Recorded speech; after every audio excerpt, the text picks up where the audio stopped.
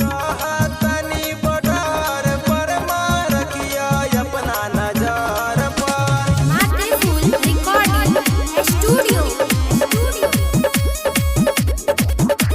राहतनी border पर मार किया अपना नजर पर। गुंडा गर्दी लगी पेन मारब मारब तीन कलार पर। तीन कलार पर। अरे गुंडा गर्दी लगी पेन मारब मारब तीन कलार पर। राहतनी बॉर्डर पर मार किया अपना नजर पर। राहतनी बॉर्डर पर मार किया अपना नजर पर। दुश्मन के चलते माई जागतनी बॉर्डर पर। राहतनी बॉर्डर पर मार किया अपना नजर पर। राहतनी बॉर्डर पर मार किया अपना नजर पर। राहतनी बॉर्डर पर मार किया अपना नजर पर।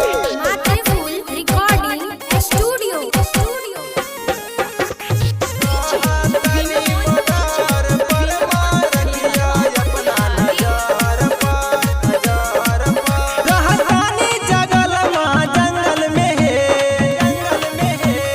जंगल में है। हमर जाने बिया तोहरा या चल में है। या चल में है। या चल में है। राहतनी जंगल माँ जंगल में है। हमर जाने बिया तोहरा या चल में है। पी के पानी राहतनी दुश्मन के लहर पर। राहतनी बॉर्डर पर मार किया अपना नजर पर। राहतनी बॉर्डर पर मार किया अपना नजर पर।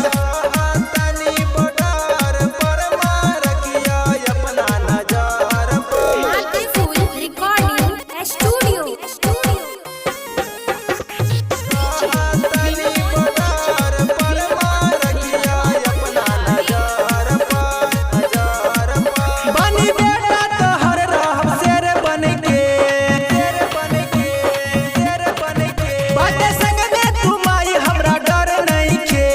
डर नहीं के। डर नहीं के। बनी बेटा तोहर रहब शेर बन के। बाटे संग में तू माई हमरा डर नहीं के। संदीप संगम राज किशोर चलल बिया बॉर्डर पर। राहतनी बॉर्डर पर मार किया अपना नजर पर। राहतनी बॉर्डर पर मार किया अपना नजर पर। मातृफूल रिकॉर्डिंग स्टूडियो।